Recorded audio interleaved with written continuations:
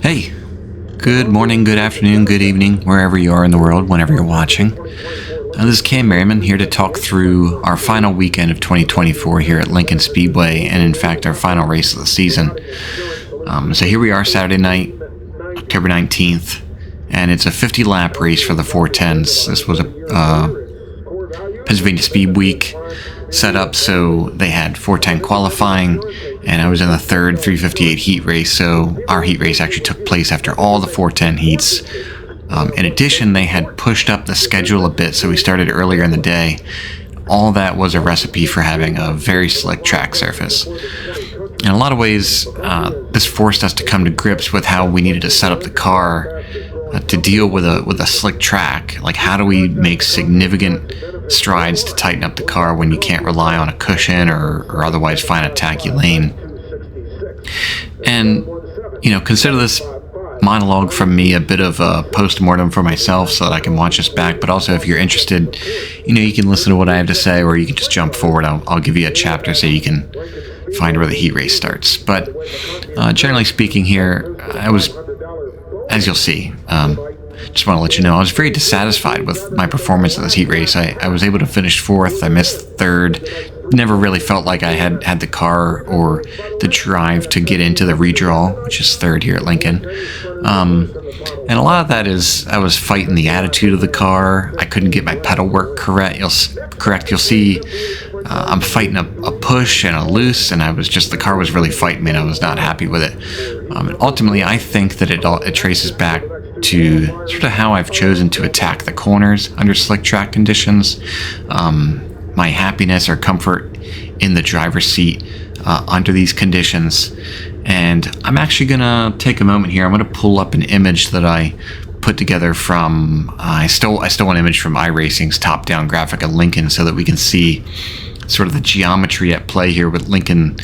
Specifically, let's talk about turns 1 and 2. I could spend a lot of time actually talking about the geometry here. The track is very interesting, but let's just talk about the character of 1 and 2, and I'll work through some of this. So in my mind, when the track's like this and we're driving 358, so we're not going to be ripping the cushion, or let's just assume the cushion is very thin.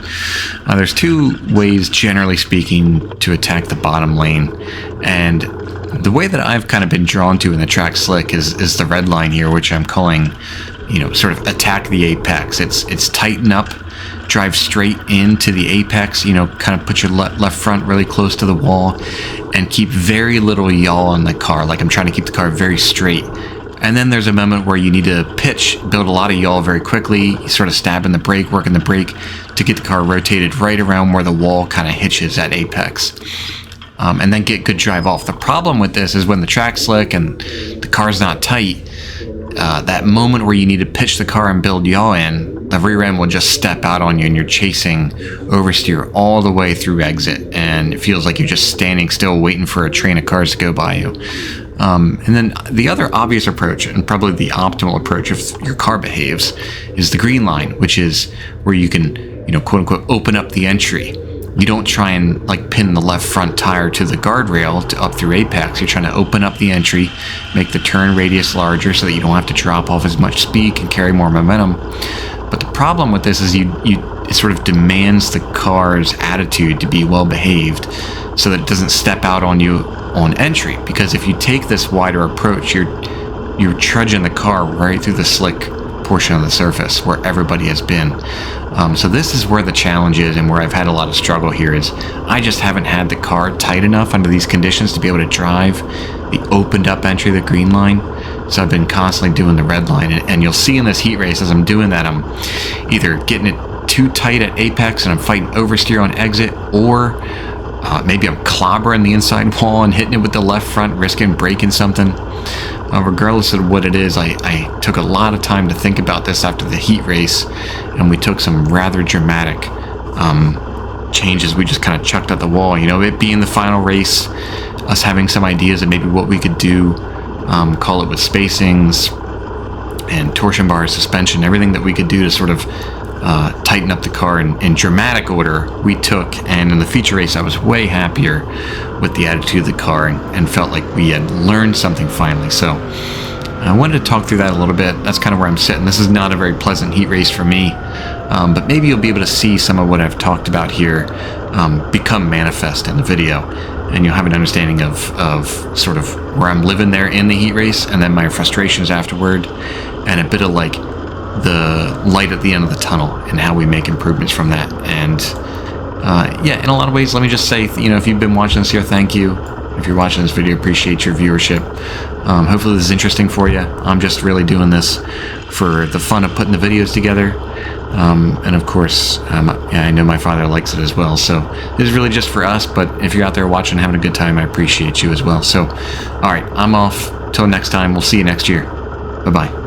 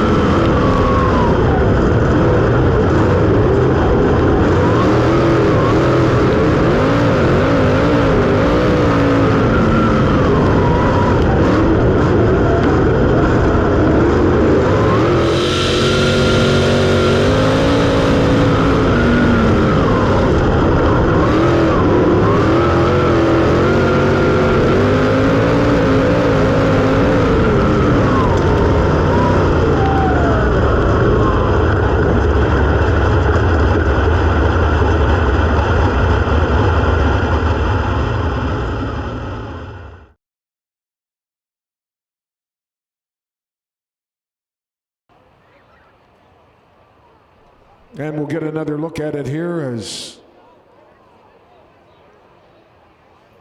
he went over the 1A of Chase Gutschall, and a number of other cars ran over some car parts there from Cody's car.